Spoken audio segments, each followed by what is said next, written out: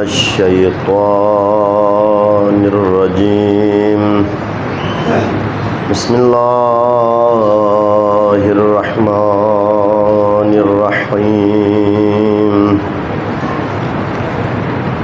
الحمد لله الذي لا يبلغ مدحته القائلون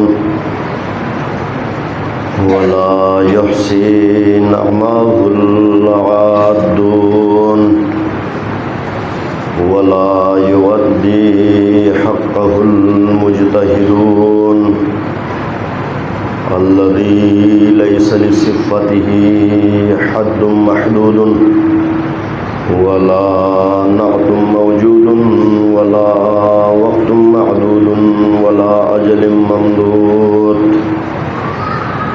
فطر الخلائق بقدرته ونشر الرياح برحمته ووتد بالصخور ميدان عرضه والصلاة والسلام والتحية والإكرام على أشرف الأنبياء والمرسلين مبشرين ومنذرين للأمم وختمهم بنبينا ورسولنا محمد مصطفى صلى الله عليه وآله وسلم وعلى أهل بيته الطيبين الطاهرين ولعنة الله على أعدائهم أجمعين. أما بعد، قال الله تعالى في كلامه المجيد وفرقانه الحميد. بسم الله الرحمن الرحيم. قد أفلح المؤمنون. تمام تعریفیں اس پروردگار لم یزل کی ذات کے لیے جس کے قبضہ قدرت میں ہم سب کی جان مال عزت و ناموس ہے. درود و سلام ہو محمد و آل محمد علیہم السلام پر، خصوصاً خامس آل ابا مظلوم کربلا حضرت ابا عبداللہ الحسین علیہ السلام اور ان کے جانثار ساتھیوں پر. بالاخص آج کی مجلس جس ہستی سے منسوب ہے، لخت جگر امام حسن مجتبیٰ حضرت شہزادہ قاسم علیہ السلام پر. بھائی کچھ ان کم بس.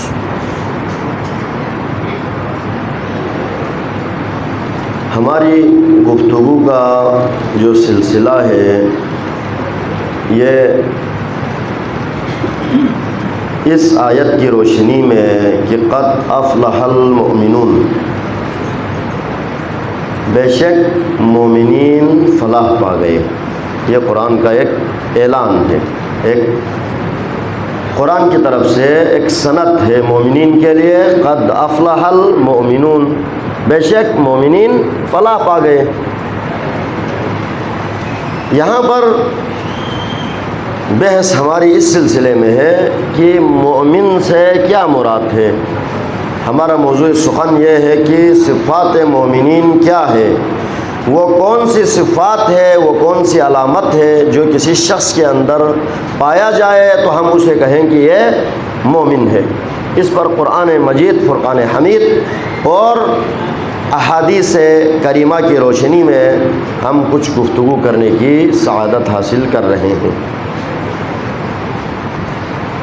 ایک قرآن مجید کے حوالے سے کل مومنین کی 3 صفتیں بیان ہوئی کہ پہلی صفت مومن کے اندر یہ ہے کہ جب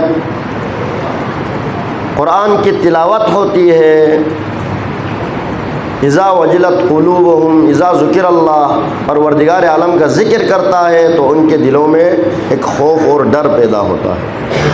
وَإِذَا تُلِيَتْ عَلَيْهِمْ آیَاتِهِ، اور جب قرآن کی آیتیں ان پر پڑھی جاتی ہے، تلاوت کی جاتی ہے، زادتہم ایمانا، ان کے ایمان میں اضافہ ہوتا ہے، ایمان پختہ ہوتا ہے.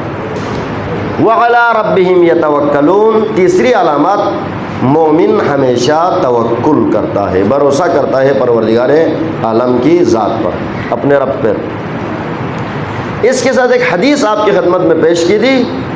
اس حدیث میں پیغمبر اکرم صلی اللہ علیہ وسلم نے فرمایا تھا علامات المومن خمس، مومن کی 5 علامتیں ہیں.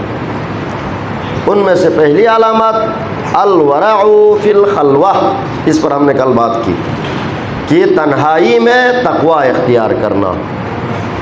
دوسری علامت الصدقۃ فی القلہ، کم پیسوں میں، تنگ دستی میں، خود فقر کی حالت میں ہے، خود غربت کی حالت میں ہے، خود کے پاس اتنا زیادہ مال و دولت نہیں ہے، پھر بھی وہ صدقہ دیتا ہے، وہ خدا کے راہ میں خرچہ کرتا ہے. یہ مومن کی علامت ہے. صدقہ خیرات کے حوالے سے 2 چیزیں ذہن میں رکھنا ضروری ہے. پہلی چیز یہ ہے کہ صدقہ ہمیشہ خاموشی کے ساتھ، یعنی کسی کو دکھائے بغیر دینا سب سے زیادہ فضیلت ہے صدقے کے بارے میں. حدیث کا مفہوم یہ ہے، پیغمبر کی حدیث کا مفہوم ہے کہ آپ کسی کو صدقہ دیتے ہیں تو اس انداز سے دے دیں کہ دائیں ہاتھ اگر صدقہ کرے بائیں کو خبر نہ ہو. اس کی مراد کیا ہے؟ یعنی اتنا مخفیانہ طریقے سے، اتنا چپکے طریقے سے. ہم بعض اوقات اس میں کوتاہی کر جاتے ہیں.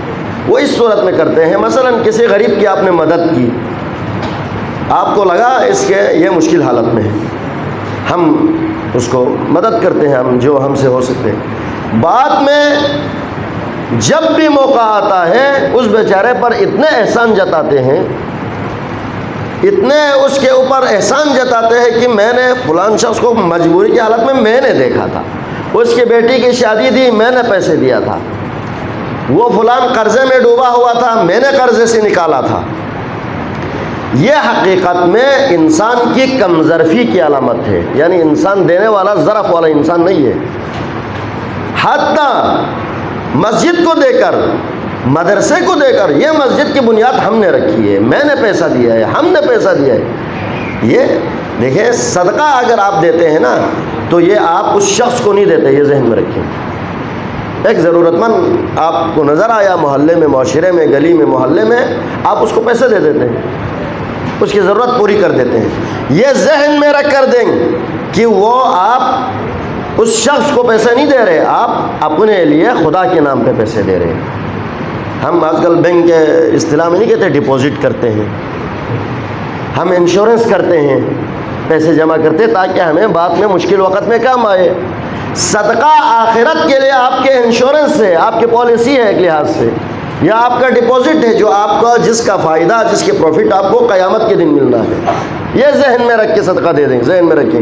مسجد کو دے کر بھی، مدرسے کو دے کر بھی، یا کسی شخص کو دیتے ہیں، کسی ادارے کو دیتے ہیں تو آپ کسی اس شخص پر احسان نہیں کر رہے، کسی ادارے پر احسان نہیں کر رہے. مسجد میں کچھ پیسے لگایا، زندگی بھر مسجد میں آنے والوں کا جنا حرام کر کے رکھا ہوا ہے. نہ سے مومن کی یہ فلانا مسجد بنیاد پونگا سے تعبین دی بربن پونگا سے برفین، یہ صدقے کا اصول نہیں ہے، پیغمبر کی حدیث کے خلاف ہے، یہ ذہن میں رکھیے. یا کسی شخص کو دیتے ہیں، ایک چیز. دوسری چیز حدیث میں ہے صدقہ دینے سے زیادہ قرضہ دینے کی اہمیت ہے. آپ کو پتہ ہے ہم عام طور پر صدقہ دینے کو فضیلت سمجھتے ہیں. کسی کو صدقہ دیا اور بن مانگے آپ نے پیسے دیا، زیادہ خوش ہو جاتے کیونکہ قرضہ واپس ملنا ہے، قرضے کا پیسہ آپ نے واپس لینا ہے. تو عام طور پر ہمارے ذہن میں یہ ہے کہ قرضے سے زیادہ صدقہ دینا. پیغمبر فرماتے ہیں، یہ روضۃ الفردوس میں امیر کبیر صدیق رحمانی نے اس حدیث کو نقل کیا ہے. روضۃ الفردوس میں یہ حدیث ہے کہ پیغمبر نے فرمایا 18 گنا زیادہ ثواب ہے قرضہ دینے کا صدقے کے حوالے سے. وہ کیوں ہے معلوم ہے؟ وہ انسان کی عزت نفس کی وجہ سے. صدقہ آپ دیتے ہیں نا، وہ آپ سے مانگتا نہیں ہے. آپ کو معاشرے میں نظر آیا فلان شخص غریب ہے، اس کے مالی مشکلات ہیں، آپ نے پیسے دے دیے، چپکے سے دیا، اللہ انشاءاللہ قبول کرے گا. لیکن قرضہ دیتے ہوئے وہ بیچارہ آپ سے مانگنے آتا ہے، وہ اپنی عزت نفس آپ کے سامنے رکھتا ہے. اپنی عزت، دنیا میں سب سے قیمتی چیز انسان کی عزت نفس ہے، یہ ذہن میں رکھیں. کسی بھی انسان کی، یہ نہ دیکھیں وہ غریب ہے، یہ نہ دیکھیں وہ امیر ہے، یہ نہ دیکھیں وہ معاشرے میں اس کے کوئی نام و نشان نہیں. ہر انسان کی عزت نفس سب سے بڑی چیز ہے. اسی لیے صدقہ بھی چپکے سے دینے سے، خاموشی سے دینے سے، مخفیانہ صدقہ دینے کی اہمیت بھی اسی لیے تاکہ اس کی عزت نفس مجروح نہ ہو۔ اگر ہم نے بعد میں اس بیچارے کے جینا حرام کرنا ہے، معاشرے میں، مجلسوں میں، محفلوں میں، مسجدوں میں، چوراہے پر، دکانوں میں، جب بھی موقع ملے کھولا ملک پڑوس پنگا سے ممکن اس کو پیسے کی ضرورت میں نے پوری کی ہے، یہ اس کے عزت نفس کے ساتھ کھیلنا ہے، تو بہتر ہے آپ اس شخص کو نہ دیں۔ اور اسی طرح قرضہ جب بندہ مانگنے آتا ہے تو آپ کے سامنے اپنی عزت نفس رکھتا ہے، یہ بہت بڑی چیز ہے۔ اسی لیے پیغمبر نے فرمایا صدقے سے زیادہ قرضے کا 18 گنا زیادہ ثواب۔ ہاں، صدقے کے ثواب اپنی جگہ پر، ہاں ایک جگہ پر صدقہ دینا، نکال کے دینا، یعنی اعلان دینا، لوگوں کے سامنے دینا، خاموشی سے دینے سے زیادہ بہتر ہے، مخفی دینے سے زیادہ بہتر ہے۔ وہ کب ہے؟ وہ جب ترغیب کا معاملہ ہو۔ مثلا فرض کریں یہاں پہ انجمن والے اعلان کریں کہ ہم مسجد کے فلان کام کے لیے ہمیں پیسے اتنی ضرورت ہے، آپ اعلان کرائیں، تو کبھی کبھار ایسا ہوتا ہے کہ آپ کے 5000 اعلان کرنے سے دوسرا شخص غیرت میں آ کر، یا اس کے دینی غیرت جاگ جاتی ہے اور وہ اس کے جگہ پہ 10,000 کا اعلان کرتا ہے، یعنی دوسرے کو رغبت دلانے کے لیے، تشویق دلانے کے لیے، شوق دلانے کے لیے اس وقت صدقہ علی اعلان دینا زیادہ بہتر ہے، اس کا اجر زیادہ ہے، نہیں تو صدقہ بالکل خاموشی سے۔ کیوں؟ یہ مومن کی علامت ہے۔ الصدقۃ فی القلہ، تنگ دستی میں صدقہ دے دو، خود کو ضرورت ہے پھر بھی دے دو، اسے احسار کہتے ہیں نا۔ اہل بیت علیہ السلام کی ہم تاریخ پڑھتے ہیں، وہ جو سورہ حل عطا کی شان نزول آپ سب کے ذہن میں ہے۔ روزہ رکھا اہل بیت علیہ السلام نے، پہلے دن آیا، کسی نے کہا دق الباب کیا، ہم اسیر ہے، افطار ان کو دیا۔ دوسرے دن آیا یتیم ہے، افطار ان کو دیا۔ تیسرے دن آیا مسکین ہے، افطار ان کو دیا۔ وَيُطْعِمُونَ الطَّعَامَ عَلَىٰ حُبِّهِ مِسْكِينًا وَيَتِيمًا وَأَسِيرًا۔ پروردگار عالم نے آیت نازل کی، حالانکہ وہ خود محتاج تھے، خود کھانے کے بعد ان کے پاس اسی کے علاوہ کچھ بھی نہیں تھا جو اللہ کے راہ میں دیا۔ یہ صدقہ ہے، یہ مومن کی علامت ہے۔ خود کی ضرورت ہے لیکن دوسرے کی ضرورت کو اپنی ضرورت پر مقدم جانے، یہ زیادہ بہتر ہے۔ خیر، اس پر مزید گفتگو کریں گے تو باقی بحث رہ جائے گی۔ یہ 3 علامات، 2 علامتیں ہم نے کل بیان کی تھی۔ تیسری علامت کیا ہے؟ الصبر عند المصیبہ، مومن کی علامتوں میں سے تیسری علامت ہے مصیبت پر صبر کرنا، مصیبت پر برداشت کرنا، یہ مومن کی علامت ہے۔ جوان بیٹا اس دنیا سے جاتا ہے، ہوتا ہے نا معاشرے میں کبھی کبھار جوان بیٹا، کبھی کبھار انسان ایسا ہے کہ اکلوتا بیٹا اچانک حادثے کے نظر ہوا، اچانک موت آ گئی، کوئی بہانہ ہوا، آج کل روڈ ایکسیڈنٹ ہوا، کسی نہ کسی طریقے سے اس دنیا سے گیا، اس پر انسان کو ظاہری بات ہے غم ہوتا ہے، دل دکھتا ہے۔ جب کوئی عزیز اس دنیا سے فوت ہو تو دل دکھتا ہے، یہ انسان کی فطرت کا تقاضا ہے، اس میں ہم نہیں، پیغمبر بھی شامل ہے۔ آپ حضرت یوسف علیہ السلام کے حوالے سے دیکھیں، یعقوب علیہ السلام کو یقین تھا اس بات پر کہ میرا بیٹا زندہ ہے، یقین تھا، لیکن وقال یا صفا علی یوسف، افسوس اے یوسف، وابیضت عیناہ من الحزن فهو کظیم، اتنا رویا یعقوب کی آنکھیں سفید پڑ گئی، یقین تھا لیکن گریہ کرنا، اس کے غم منانا یا اس کی یاد کرنا، یہ انسان کی فطرت ہے۔ آج کل ہم مجلسوں کے حوالے سے بھی یہی باتیں چلتی ہے، یہ صحیح ہے نہیں ہے، غم حسین منانا چاہیے نہیں منانا چاہیے، مجلسیں کرنی چاہیے نہیں کرنی چاہیے، ان پر گریہ کرنا چاہیے نہیں کرنا چاہیے، مرثیہ پڑھنا چاہیے نہیں، بحث ہے نا آج کل۔ اور یہ بحث میں نے اس دن شروع کی مجلسوں میں کہا، جب بھی محرم آتا ہے یہ بحثیں شروع ہو جاتی، اور یہ نیا نہیں، ہاں بہت پرانا ہے، بہت پرانا۔ اور یہ اس زمانے میں اس پر کتابیں لکھی، علماء نے اس کی جواب میں کتابیں لکھی، آج کل اس پر ویڈیو بناتے ہیں، اس کی جواب میں ویڈیو آ جاتی، تقریریں ہو جاتی، بس فرق اتنا سے۔ یہ ایک انسان، یہ دیکھو بعض چیزیں، اسلام دین فطرت ہے، اسلام فطرت کے عین مطابق ہے، انسان کے فطرت کے عین مطابق اسلام کی شریعت ہے، یہ ذہن میں رکھیں۔ جب فطرت میں رونا ہے تو اسلام کیوں منع کرے گا؟ جب فطرت میں کسی پر غم کرنا ہے تو اسلام کیوں منع کرے گا؟ اور یہ مومن کی علامت ہے۔ لیکن ایک چیز ذہن میں رکھیں، بے صبری، یعنی کبھی کبھار انسان صبر کے اس حدود کو، اس بارڈر کو کراس کر جاتے ہیں جو پھر گناہ کی طرف لے کے جاتے ہیں۔ مثلا ہم کہتے ہیں ایک بندہ بیمار ہوتا ہے، 10 دن 20 دن، مہینہ 2 مہینہ 3 مہینہ بستر پہ رہنے کے بعد انسان تنگ آتا ہے، کہتا ہے کہ نعوذ باللہ خدا نے صرف یہ معاملہ میرے ساتھ کیا۔ یہ بے صبری ہے۔ الصبر عند المصیبہ، مصیبت کے وقت صبر کرنا۔ ابھی فرض کریں میں الحمدللہ ہم سب صحت مند ہیں، بیمار نہیں ہے، ہمیں اس صحت کی قدر ہی نہیں ہوتی، جب بیمار ہو پھر صحت کی قدر ہوتی۔ عام حالات میں صبر معنی ہی نہیں رکھتا، کیوں صبر کریں؟ مجھے کسی چیز کی پریشانی ہی نہیں ہے، الحمدللہ سب صحیح ہے، میں صبر۔ لیکن جب پریشانی آئے، مشکلات آئے، مصیبت آ جائے، اس کے بعد بندہ صبر کے دامن کو اپنے ہاتھ سے نہ جانے دے۔ پیغمبر فرماتا ہے یہ مومن کی علامت میں سے الصبر عند المصیبہ، مصیبت کے وقت صبر کرنا۔ اسی لیے قرآن میں آپ دیکھیں بہت ساری آیت صبر کے حوالے سے، تقریباً 72 جگہوں پر صبر کے حوالے سے قرآن میں تاکید ہے۔ ان اللہ مع الصابرین یا ایھا الذین آمنوا استعینوا بالصبر والصلاۃ اصبروا وصابروا ورابطوا۔ قرآن میں بہت ساری آیتیں اس موضوع پر، خیر موضوع صبر کا نہیں ہے تو اس پر لمبی گفتگو نہیں کریں گے۔ چوتھی صفت، پہلی صفت کیا تھی؟ الورع فی الخلوہ، تنہائی میں تقوی اختیار کرنا مومن کی علامت ہے۔ دوسری صفت الصدقۃ فی القلہ، تنگ دستی میں صدقہ دینا مومن کی علامت ہے۔ تیسری صفت الصبر عند المصیبہ، مصیبت کے وقت صبر کرنا مومن کی علامت ہے۔ چوتھی صفت الحلم عند الغضب، یعنی حلم دکھانا، بردباری دکھانا۔ کب؟ عند الغضب، غصے کی حالت میں۔ یعنی ایک تو ہے نا، مثلا فرض کریں میں بردبار ہوں، میں ہر ایک سے بڑے خوشی سے ملتا ہوں، سینے پہ ہاتھ رکھ کے ادب سے احترام سے، یہ سب عام حالت میں آسان ہے۔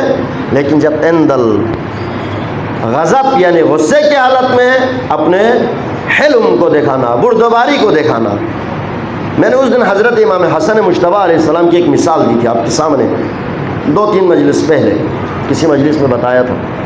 مرد شامی آتا ہے امام کے سامنے، آتے ہی شروع ہو جاتے ہیں امام کے خلاف بولنا، نعوذ باللہ امام کو ناسزا بولتے ہیں، امام کے خلاف گالم گلوچ کرتے ہیں۔ جو بھی دل میں آیا کہا، کیا غصہ نہیں آیا ہوگا؟ فطرت ہے انسان کا، انسان کی فطرت کا حصہ ہے غصہ آنا ہے۔ مثلا ابھی ہم میں سے کسی کے خلاف بولیں گے تو ہمیں غصہ آئے گا، خصوصاً اپنے بارے میں، پھر ان کے باپ کے بارے میں، ان کی ماں کے بارے میں، ان کے خاندان کے بارے میں، تو غصہ مزید بھڑکتا ہے۔ امام کے سامنے جتنا اس نے ناسزا بولنا تھا بولا، لیکن امام نے وہاں پر حلم دکھایا، حلم دکھایا۔ اسی لیے کہتے ہیں امام حسن علیہ السلام کو کریم اہل بیت کہتے ہیں، حلیم اہل بیت کہتے ہیں۔ آپ کی کرامات اور آپ کا حلم مشہور تھا، یعنی آپ کی سخاوت اور آپ کا حلم مشہور تھا۔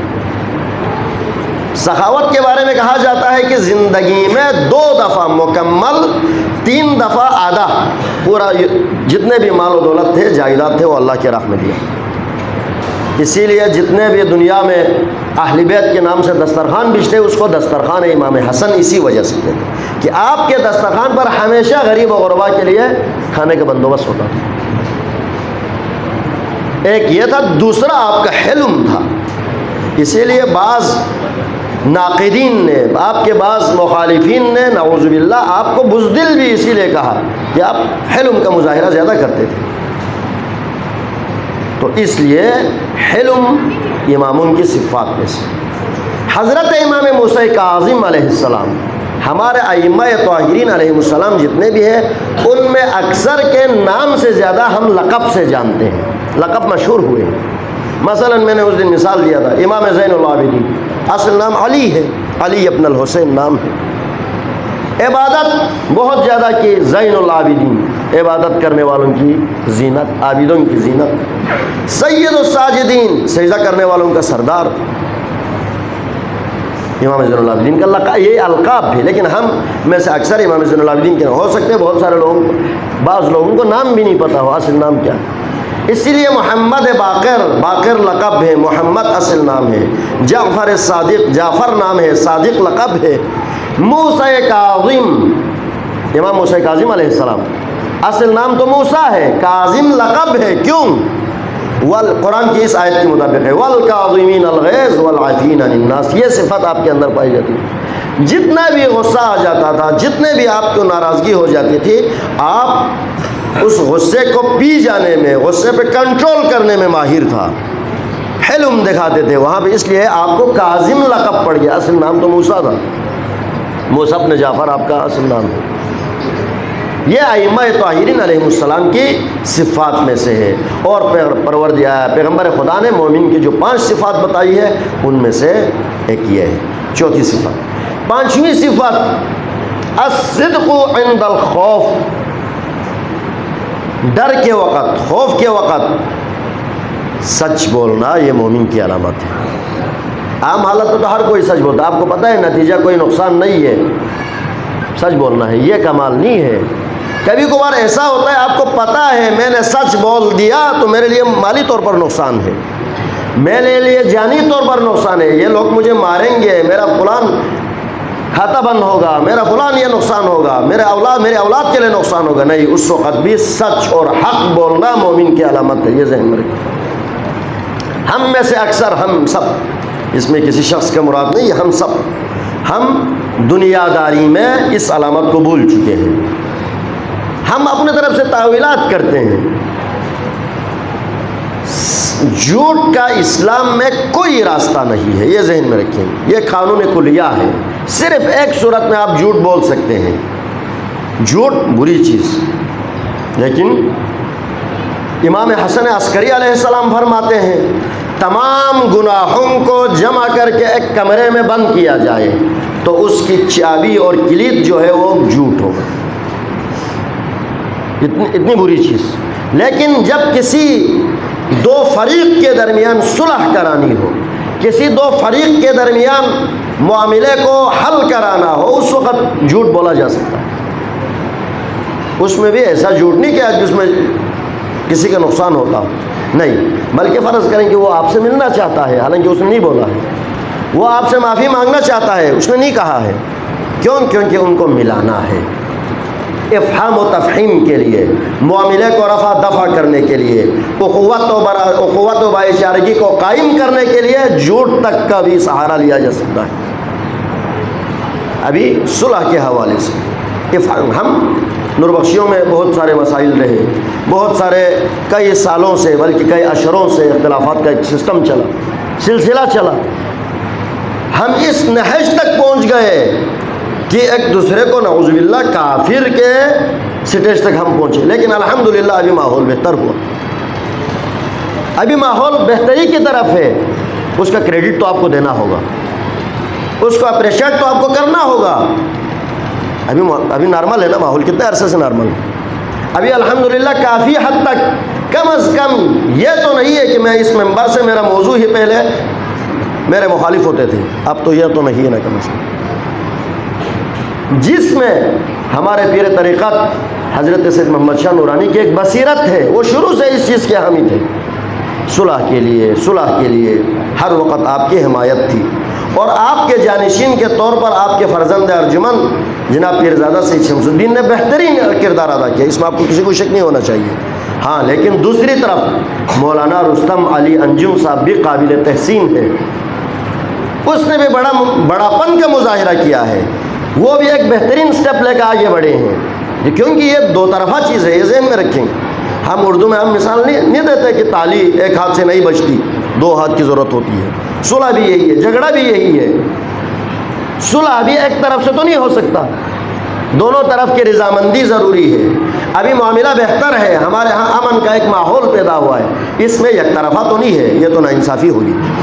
ہاں، ہم ان سے بہت سے چیزوں میں اختلاف کرتے تھے، اختلاف رکھتے ہیں، علمی اختلافات ہیں، کچھ اور دیگر اختلافات ہیں، لیکن ماحول بہتر بنانے میں ان کا بڑا کردار ہے، مولانا رستم صاحب، یہ ہمیں اس چیز کو ماننا ہوگا، اس چیز کی تعریف کرنی ہوگی۔ جو چیز صحیح ہے، حق کو حق کہہ کر کہنا، ہم نے تو یہ سمجھا ہوا ہے نا کہ مثلا حق کسے کہتے ہیں کہ بھائی سچ بات بتا دیں، نہیں، آپ کو نقصان ہو، آپ کے کاز کو نقصان ہو، آپ کی پارٹی کو نقصان ہو، لیکن حق بات جو بھی صحیح کام کریں علی اعلان کہیں، اس میں کیا ڈرنا ہے؟ لیکن جو غلط کام کرے، جو عقیدے کے ساتھ کھلواڑ کرے، جو معاشرے میں فساد پھیلائے، اس کے خلاف بھی بولنا ضروری ہے، اس کے خلاف بھی آپ کو بتانا ضروری ہے۔ لیکن جو اچھا کام کر رہے ہیں، جو بہترین کام کر رہے ہیں، جو صلح کے لیے کوشش کر رہے ہیں، جو امن کے لیے کوشش کر رہے ہیں، اس میں جناب پیرزادہ صاحب اور جناب مولانا رستم صاحب دونوں کا کردار ہے، اور ہماری دعا ہے کہ انشاءاللہ یہ کسی کامیابی کی طرف جائے۔ لہٰذا صرف صلح کے معاملے میں افہام و تفہیم کے لیے جھوٹ بول سکتے نہیں، تو جھوٹ کی سخت مذمت ہے شریعت میں، یہ ذہن میں رکھیں۔ ہم بہت سے معاملات میں، خصوصاً ہمارے جوان نسل یہ ذہن میں رکھیں، بہت سے معاملات میں ہم مذاق میں ایسے ہی بہت سے جھوٹ بول دیتے ہیں، گھروں میں، فیملی کے ساتھ، بچوں کے ساتھ۔ یہ سب کا ایک تو گناہ ہے، وہ اپنی جگہ، قیامت کے دن جھوٹ کے گناہ کا آپ کو حساب دینا ہوگا، یہ اپنی جگہ، لیکن اس کے معاشرے پہ برے اثر بھی ہے، حتی اولاد کی تربیت پہ برا اثر ہے، یہ ذہن میں رکھیں۔ مذاق میں آپ بہت سارے یعنی سچ بات کو بھی جھوٹ بنا کے شامل کر کے گھر میں بتا دیتے ہیں، بچہ اسی کو سیکھ لیتے ہیں نا۔ تربیت کے لیے ضروری نہیں کہ روزانہ بچے کو 2 گھنٹہ بیٹھاؤ، 3 گھنٹہ بیٹھاؤ، لیکچر دو، یہ کوئی تربیت تو نہیں ہے۔ تربیت بہت ساری چیزیں آپ کے اٹھنے سے، آپ کے بیٹھنے سے، آپ کی گفتگو کے انداز سے، آپ کے سلام کرنے کے انداز سے، آپ سچ بولنے کے انداز سے، یہ سب بچے پر اثر کر جاتا ہے۔ اس میں ہم سب کو کردار ادا کریں گے۔ الصدق عند الخوف، سچ بولنا خوف کے وقت۔ آپ کو پتہ ہے سامنے مشکل ہے، پھر بھی سچ بولنا۔ مثال لیں، امیر شام کے دربار میں حجر ابن عدی کی مثال لیں، امیر المومنین کا جانثار۔ امیر شام نے بلایا حجر ابن عدی کو، بلا کر کہا میں نے سنا ہے تو ابو الحسن کی فضیلتیں بیان کرتا ہے، یعنی امیر المومنین علی بن ابی طالب کی۔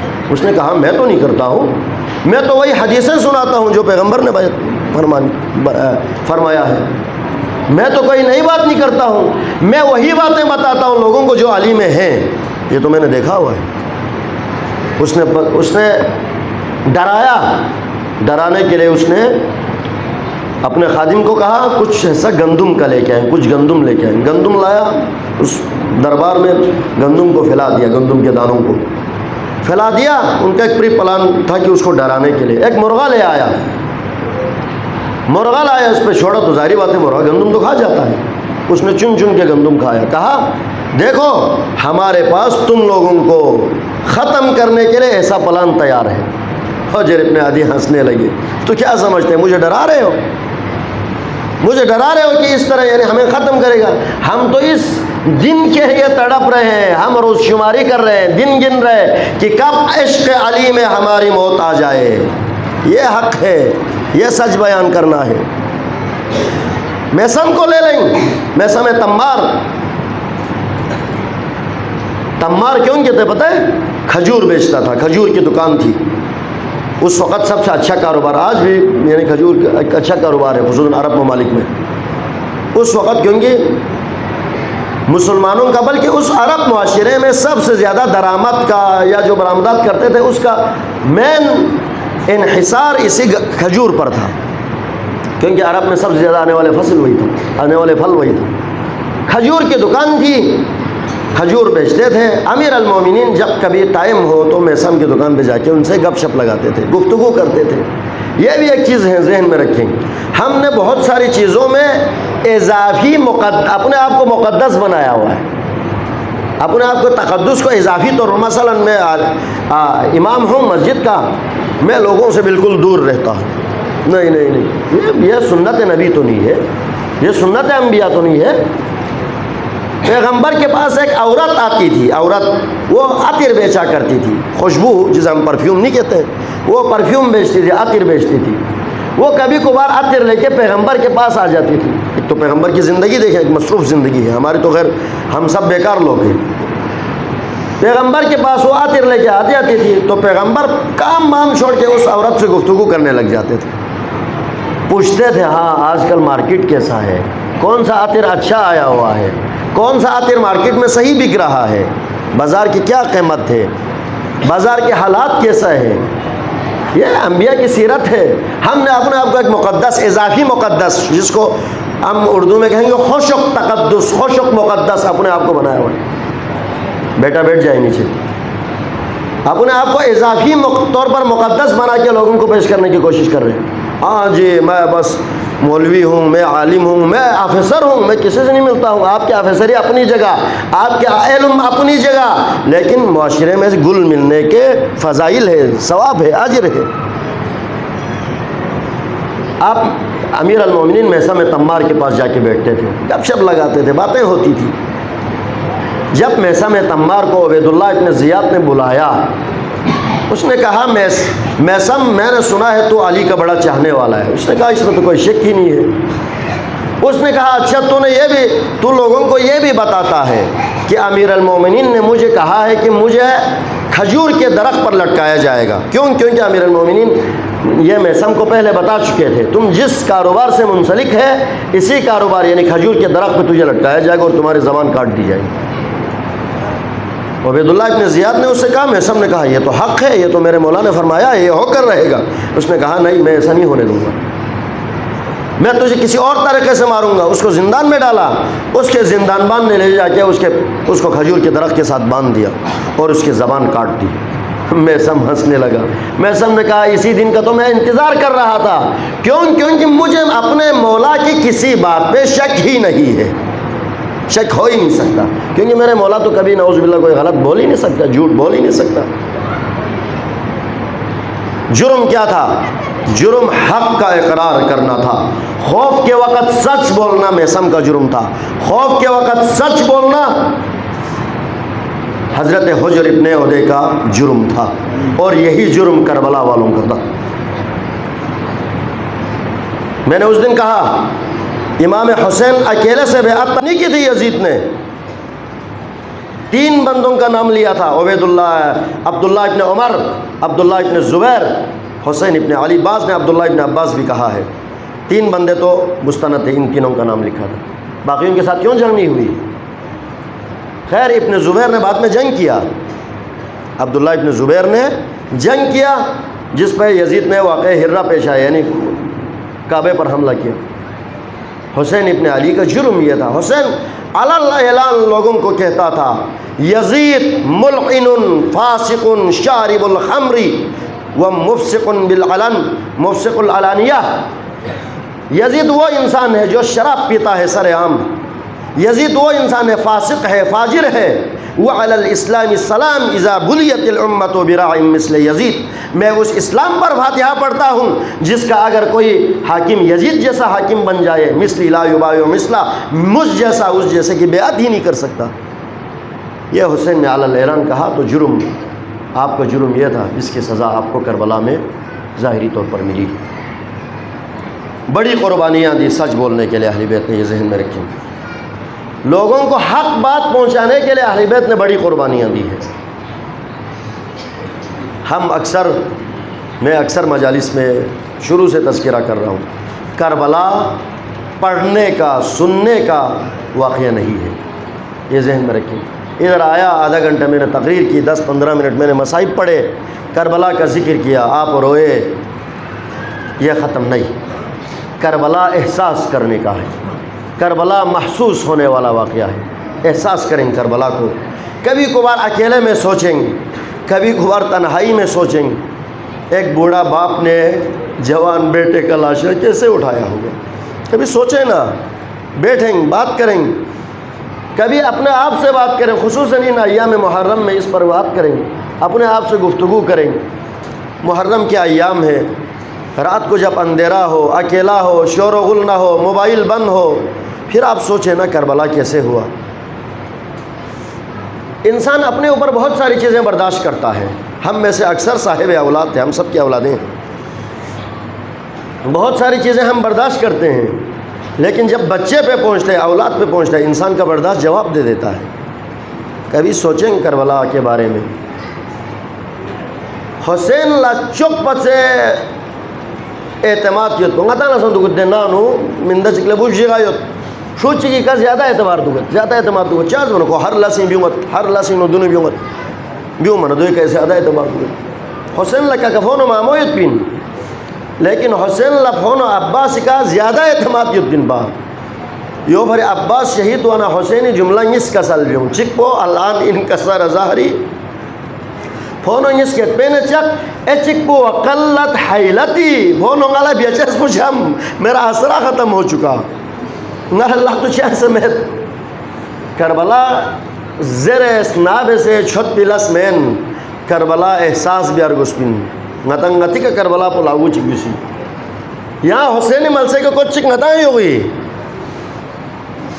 زین العابدین ملسے کے کچھ چک نتائیں ہوئی یک نموزین وین کربلا چین سک زر بائی نتائیں دوسے کربلا دونگو شسپن خیر گندے کربلا ہی کا آشورائی جغل دیرین نتائیں بنی حاشم بنی تذکرہ بن رے بن بدرجے شہادت تھن گندے گا حبیبی تذکرہ بیس حوری تذکرہ بیس زہیری تذکرہ بیس حسین بہادر سپاہین چھم بنی حاشم بنی باریوں بحثیت تاریخی نو بنی حاشم پہ پہلا شہید پسوین پا بعضی اکبر انزرت بعضی قاسم انزرت خیر حضرت شہزادہ قاسم امام حسین شک شخص نے جفل بیس چسپان رینچانی واسن سے نہ تھنگی ویت اگر یعنی اجازت مننا نہ تھنگو بیت امام حسن لا سوزے کاچو چک پتے رینچان یتن پا شاہ زمانہ سنتے وقت پہ پورا امام حسن امام حسین تقریباً ہم عمرین ایک سالی فرق امام حسن پیدائشین 15 رمضان 3 ہجری امام حسین پیدائشین 4 شعبان 3 شعبان 4 ہجری تقریباً 11 مہینے فرق ان منا لے ہی رینچن یوت خشچن یوت سنتے وقت سی بھیچاس دکچاس معجرین رلبا کھیل کود گاما یمبو بسوی بیانا نامی نسن کاچو گیر فیلزلا حسین لنام سن امام حسن للتسنیونا قاسم للتسے تھاتت پا ایتو ngata نسن وندے ngati معجرین چکر گلے مت ناکھونو چوخ رے چکیون ناکھو نشانی چکیون ناکھو ایتو بار بار ہوں یہ انسانی فطرت تھی کسل بھی بوچھو گیوخ سے یان سن سے تھانگو بے عمر میں نیسرے سے کہ یان یہ کاچو لگتا کہ یان لوگ سے شخص لیاں اجازت چل با یان زوخ سے تاما حضرت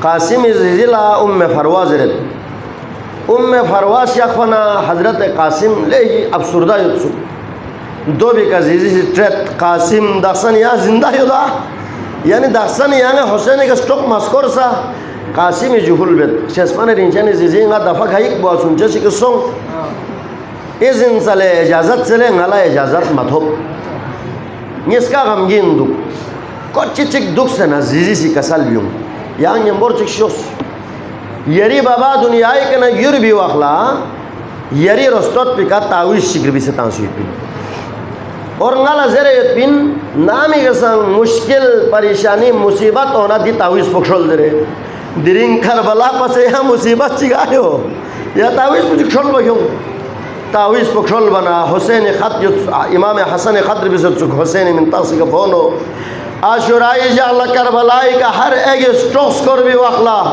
حسن رلنا قاسم قربانی قبول بھی اس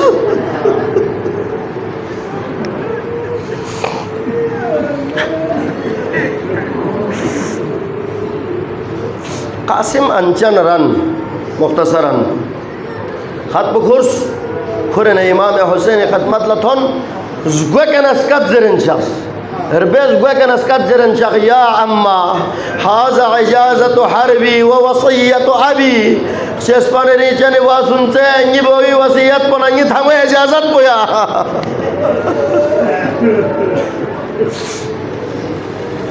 حسین اسی خط پلن کاچو خط پو مکس من مالا ٹروت نا پہلا جملو کسل بیوں بچو گا یہاں تھا لطنگت ضربت مقتلی ضرط وکانا یقبل رجلیہ و یدیہ قاسم تھاتے تھاتے نا حسینی کامولا بوسا تغنسک لحمولا بوسا تغنسک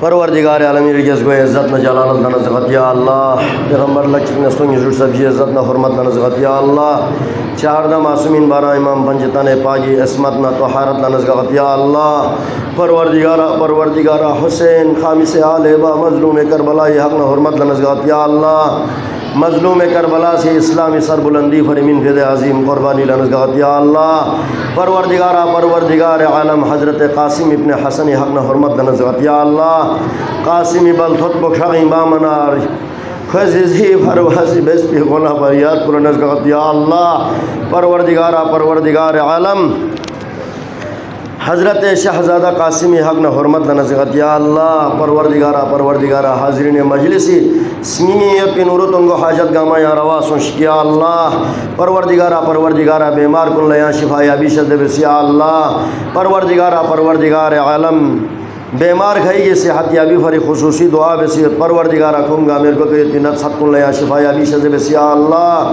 پروردگار عالم گئی کاروباری برادر کنی کاروبار کنی دن دگنی رات چگنی ترقی سنش یا اللہ گئی سفری کھن کنی سفر کن بے خطر سنش یا اللہ گئی ملگی نہ باہریت پہ جوان کن پروردگارہ کھونگی جان مال عزت و ناموس رجز کو حفظ و امان یو یا اللہ پروردگارہ کھونگے مذہبی خدمت بندگت پروردگارہ کھونگے خدمت کن قبول و منظور سنش یا اللہ خصوصاً گئی مسجد تعمیر و توسیع فری کھونگے بڑا کردار یو پروردگارہ کھونگے دنیا آخرت میں اس کے تو ان کو حاجت کن یا روا سنش یا اللہ پروردگار عالم بے اولاد کن لا اولاد شد بس یا اللہ بے روزگار کن لا روزگار شد بس یا اللہ مسجدی تعمیر و توسیع فری مسجدی فری مندج کی 3000 من سچی کی دعائی فری 1500 یانچ کی 500 دو بھی علاوہ سے مومنین و مومنات معموسی محرمین یکم من دینی تک تو ان کو حاجت کنی روائی فری نظرات کن من نیت پروردگارہ دی نظر کنی درگاہ قبول و منظور سوشی یا اللہ دیکھا تبرک انتظام بن یت جوان کنی انجمن اراکین سی محرم کمیٹی جوان کنی سی خصوصاً انوائمی جوان کنی سی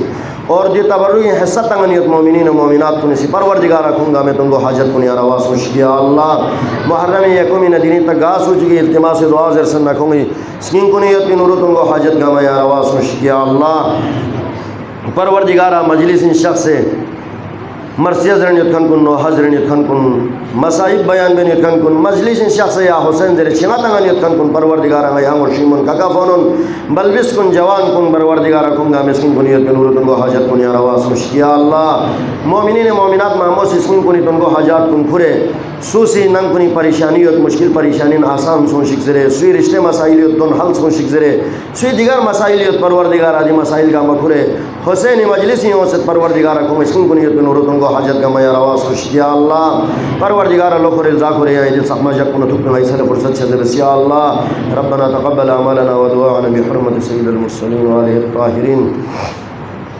مظلوم کربلا ابا عبداللہ الحسین علیہ السلام سے حضرت قاسم تھنگی تعملہ تیاری بیس نا مولا سے کسل بیوں بوچو یری بابی وصیت مغلط ہوں یری بابا سی انگل وصیت چک بسیت کہ نی بنگو یا ندرس بخستن بیوز دریت فاطمہ کبرا یا ندرس بخستن بیو یری بابی وصیت ان لیکن وقت نمزن یا لتھونگت حالات کو یا لتھونگت بخستن چیوا امکان میں نہ دوبت یا نہ فاطمہ کبرا نکاح کو غسی کربلا سرزمین پہ گزرت لیکن پوچھو یتی بخستن پا پوچھو مرتضی عزیز اپیچو زہرا شکا قیامت لگت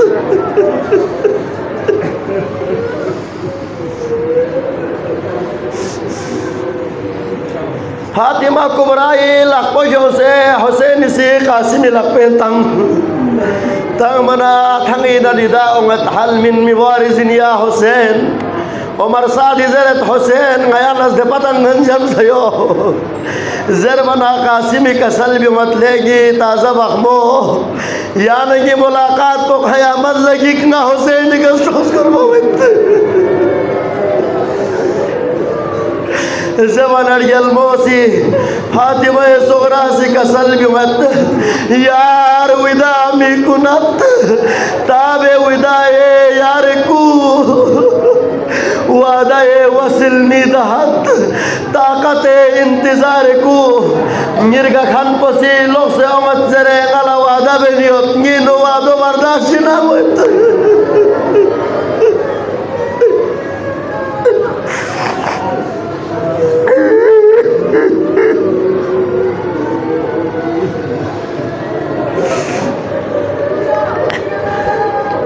حسین ابن علی سے قاسم تھنگ تا میں تیاری بیاس ارگو کا تھنگوی سامان تنگ ازاداران حسین جملہ چک اور بیس اسناب یوسو تھنگی اصولین تھنگی وے وقلا ارگو کا چھپتان سے وین تھنگی وے وقلا لقبے رائی کھروین نیزہ کھروین فلی کھروین حسین سے قاسم لقبے رائی کل نیزہ کل فلی کل حسین اسی قاسم ارگو کا کھپ جتا مسل بنا حسین لرگو کا کھپ مطھوب چاہ دنیا پلچی مزین لچک سم پبو دیری تھا منجیک سر بیت پو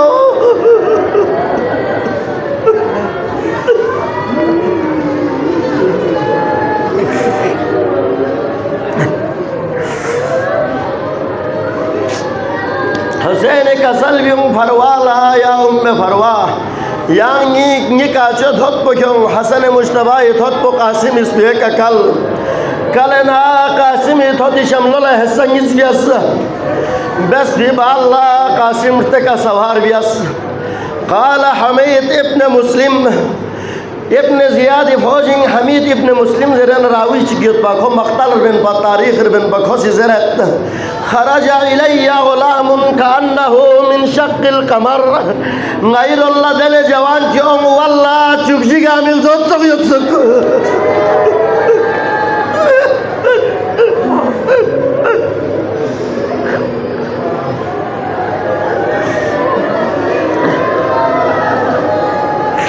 علا بدنہ ازار و قمیص خیر گوے کا ازار چکنا قمیص چکی یتسک کھوے کا حلمی جو چک پو چھتے یتسک نالی تو یت خنی کا موین پا حسین سے قاسم دھنگی تنگ ارگس پیرے چکی مدنگا ماسی محسوس بھی اسو امولا بوی کا چک پا احتبار دکپن پھروار گسے یت پا ام فرواسی بزگر بینو جانی ماستن حسین بزگر کلان سے دکو حسین سی تھانا تندک ام فرواسی حسین ادو پلا تندکو نامی نسنگ ازرق شامی مقابلین اومنا حسین ادو پیرا پو تبدیل وانا فرواش فل بیت مولا نیبو کے زخم تنزدہ کسل یون زیزیلا حسین کسل یون اتیا فروا یانگ سی دعا من شوق آنگ دعا بولا فن من فروا سی دعای اثر سوچا پو قاسم سی ازرق شامی اسکلن نسبیانا ابن زیاد عمر سعدی حکم بدلے شامنا کو بھپن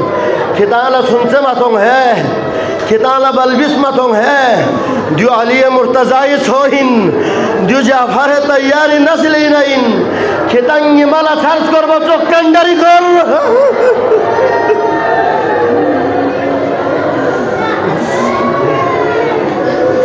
شامنا کو بھپن کندری کر قاسمی سخمس پیکا دو کوشی سن دھن منار تک مکھٹ پن نداگیس یا عماہو ادرکنی چس پن ریچانی وہ سنتے غلن مشوسی راوی سسرت خرج الحسین کانہو کا سقر حسین تھا ان شخص سکھا فرمتوں بسیا حسین یکس سے شخ بنا قاسمی لاش ادھر پلہ مکھر سے چک شام نکو بھاپیر توی کا لوگ تو قاسم زو سے چک حسین گرچہ پو قاسمی لاش بکت ہنما حسین اسی قاسمی سر پو فامللن اللن کسل بیم بچو تدعونی فلا یجیبکا یا مسکت زرنا یا رسکت پوہی جواب کو من ممین لے بچو اما یجیب فلا ینفعوکا نتھن لیکن فائدہ مسو یہاں پو پلا پسو لے بچو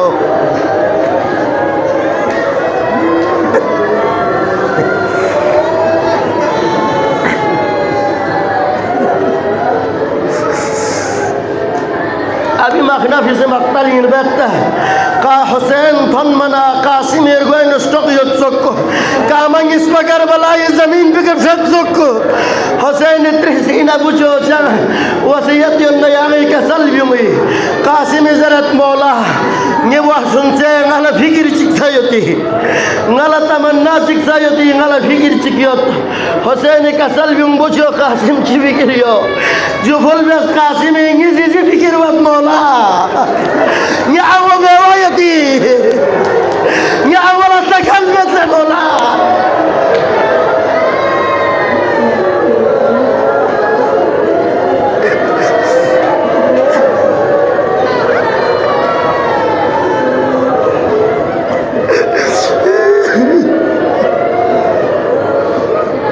مولا ليلى لا أكبر نسيته أم كلثوم لا عباس يته نيزي قوي كده خلقك لقطة لسوجك حسين سی قاسمی لاش بلند کی کوشش بھی اسا مقتل عجیب جملہ بیت قال عاشق حسین لن نفتقل نقلت پا لیکن قاسمی لاش کو دھن منا حسین سی ابا بکر ملائکہ دھینگ قاسمی ٹکڑا گا مجمع بھی اسا حسین ابراہیم اعظم سے گرش اسا اللہ لعنت اللہ علی القوم الظالمین